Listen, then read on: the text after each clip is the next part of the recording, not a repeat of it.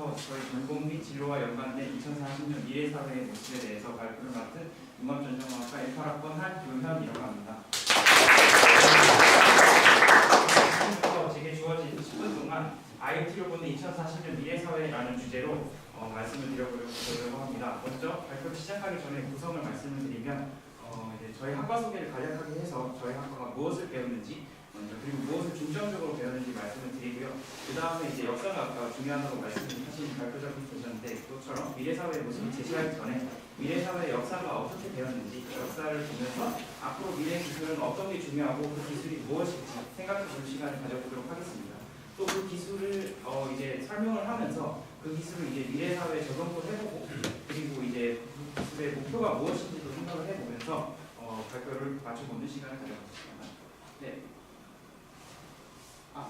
먼저 학과 소개입니다. 저희 학과는 이제 융합전자공학과로서 융합전자공학과 하드웨어와 소프트웨어를 모두 배우는 학과입니다. 대부분 이제 모든 대학교들이 전자공학과가 있지만 저희 학과는 이제 융합이라서 하드웨어와 소프트웨어를 모두 배웁니다. 그렇기 때문에 지능형 로봇, 디지털 신호 처리 같은 일반적인 전자공학과가 배우는 것도 있지만 IoT 전문가로서 이제 좀 특성화된 교육도 하고 있습니다. 그렇기 때문에 이제 다가올 2040년 미래에서는 이제 인간에게 편리함을 제공하는 것을 목표로 해서 4차 산업에서는 없어서는 안 될 중요한 학과가 되겠습니다. 지금까지 간략한 학과 소개였고요. 그렇다면 미래 사회는 어떤 모습일지 제시하기 전에 오늘 있기까지 미래 사회가 어떻게 발전되었는지 한번 말씀을 드려보겠습니다. 제가 총 3차 산업혁명까지 있었는데요. 1차는 이제 증기 기반의 산업혁명, 그리고 2차는 전기 기반의 산업혁명, 3차는 인터넷 기반의 산업혁명이었습니다. 하지만 이 1, 2, 3차 혁명은 모두 다 사람이 초점이 돼서 사람을 조금 더 편리하게 만드는 것에 초점을 맞췄습니다만 앞으로 이제 다가올 4차 산업혁명에서는 사물 인터넷, 그리고 빅데이터, 그리고 인공지능 기반의 만물 초지능 혁명 사회가 되는 것을 목표로 하는 4차 산업혁명이 되겠습니다. 그래서 그 중에서도 많은 기술이 있지만 저희가 초점을 맞춰서 오늘 얘기할 기술은요, 바로 IoT라고 하는 기술이 되겠습니다. 그렇다면 이제 저희 학과에서 IoT도 배우고 그리고 IoT가 중요하다고 하는데 도대체 IoT가 무엇인지 궁금해하시는 분들이 계실 거라고 생각이 듭니다. 그래서 이제 IoT가 무엇인지 이제 비전공자도 알 수 있게 간략하게 키워드로 한번 제시해 보도록 하겠습니다. IoT는 이제 인터넷 오브 띵스라고 해서 사물 인터넷이라고 하는데요. 첫 번째 트렌드, 현재도 가장 핫하고요. 앞으로도 가장 핫할 메가 트렌드 인터넷이고요. 그리고 링크, 사람과 사람 또는 사람과 사물, 그리고 사물과 사물을 연결시켜주는 그런 기술이 되겠습니다. 그렇게 되면 이제 와이드, 여태까지 소통은 인간간만 할 수 있는 능력이었습니다. 하지만 이제 사물 인터넷이 나타나면서 인간 간의 소통을 넘어서 사람과 사람, 사람과 사물, 그리고 사물과 사물끼리도 소통할 수 있는 그런 확장성을 가지게 됩니다. 그렇게 되면 당연히 컨비니언스로 사소한 것부터 복잡한 것까지 모든 것을 편리하게 하는 그런 세상이 되겠습니다. 그렇게 되면 이게 이제 상용화가 된다면 모든 것이 인간이 직접 하던 것을 이제는 인간의 말 한마디 또는 기계도 생각을 할 수 있게 됨으로써 자동으로 할 수 있는 좀 더 편리한 세상이 올 것이라고 생각이 듭니다. 제가 말한 이러한 것을 좀 더 확신을 드리기 위해서 이 전망을 한번 제시해 보겠는데요. 국내외 사물 인터넷 시장이 보는 전망입니다. 2013년에는 208조 원 세계 기준으로 굉장히 낮았습니다. 하지만 2022년에는 1225조 원까지 올라가면서 굉장히 높은 전망을 보이고 2040년에는 제 키보다 높은 매우 긍정적인 전망이 올 것으로 예상됩니다. 국내 수가 굉장히 낮지만 제가 열심히 노력해서 세계만큼 따라가보도록 노력해 보겠습니다. 그러면 지금까지 IoT에 대해서 한번 여러분들에게 말씀을 드렸는데요. 그러면 IoT가 적용되기 전 일상인데요. 이것은 반려견이 가지고 있는 회사원이라고 생각을 하고 본격적으로 IoT가 적용되면 어떻게 바뀔지 한번 생각해 보겠습니다. 먼저 오전 회사원의 일상입니다.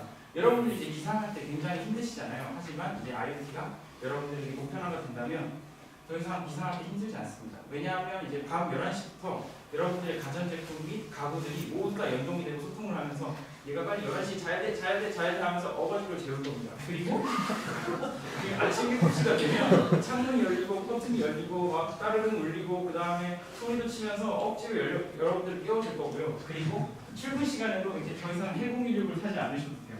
왜냐하면 자율주행 자동차가 어떤 원리냐면 지금은 운전을 사람과 사람이 소통을 해서 사고가 나지 않게 하는 것을 목표로 하고 사람이 운전을 하지만 이제 IoT 기술이 보편화가 된다면 사물과 사물이 서로 소통을 하면서 적정 간격을 유지하고 그리고 어떻게 하면 빠른 길로 원하는 목적지에 갈 수 있을지 제시를 하기 때문에 출근길을 편안하게 여러분들이 여가를 즐기면서 오실 수도 있고 그리고 먼 길을 빠르게 갈 수 있다고 생각이 듭니다.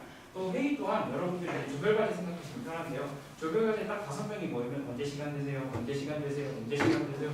이거를 굉장히 피곤하게 하는데요. 이제는 여러분들이 장착하고 있는 웨어러블 디바이스나 그런 기기들이 이미 여러분들의 시간을 다 알고 있어서 빠르게 일정을 분석해서 가장 최적의 시간을 제시할 겁니다. 그렇기 때문에 회의도 그냥 통지되는 시간에 그냥 가서 회의를 하고 나오면 끝입니다.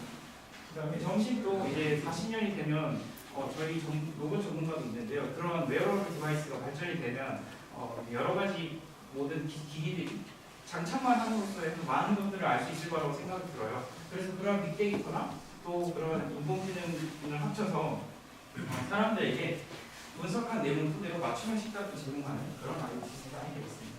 오전에만 이렇게 놀라운데 이것이 끝이 아닙니다. 오후에도 이제 이 외로운 쓸쓸한 반려견 보이시나요?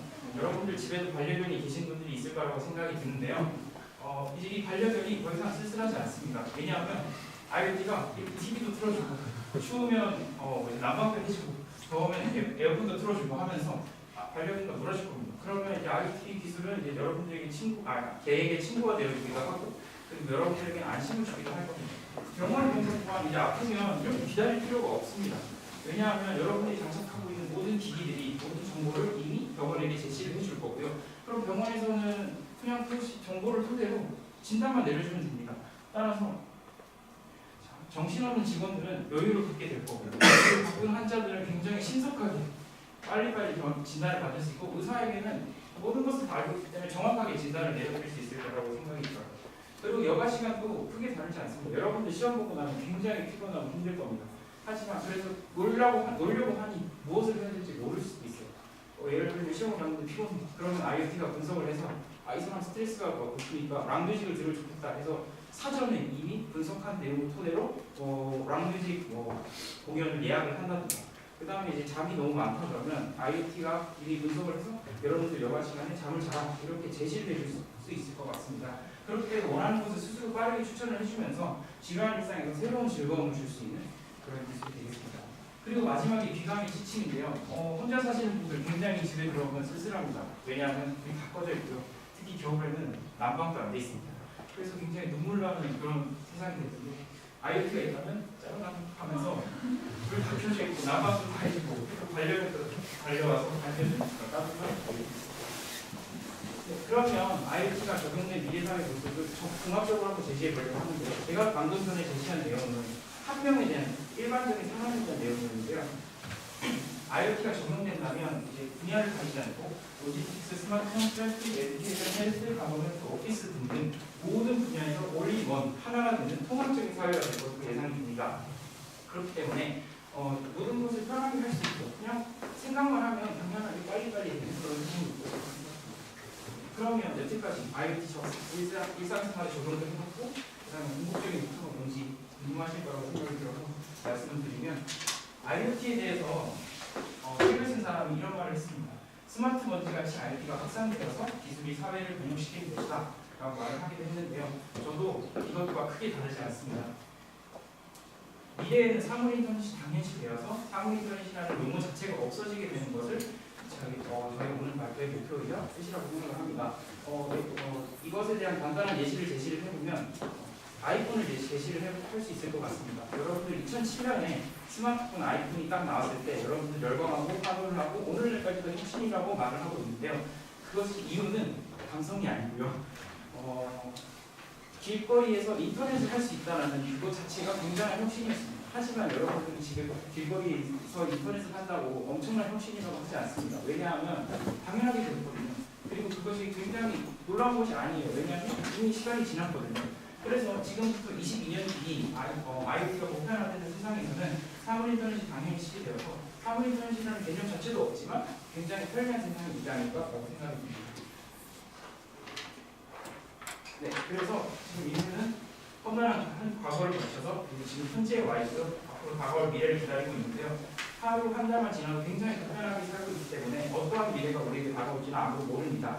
하지만 한 가지 확실할 수 있는 것은 여러분들에게 이 IoT라는 기술이 여러분들의 삶을 좀 더 편리하게 해줄 거고 윤택하게 해줄 것이라는 것을 분명하게 확신을 드릴 수 있을 것 같습니다.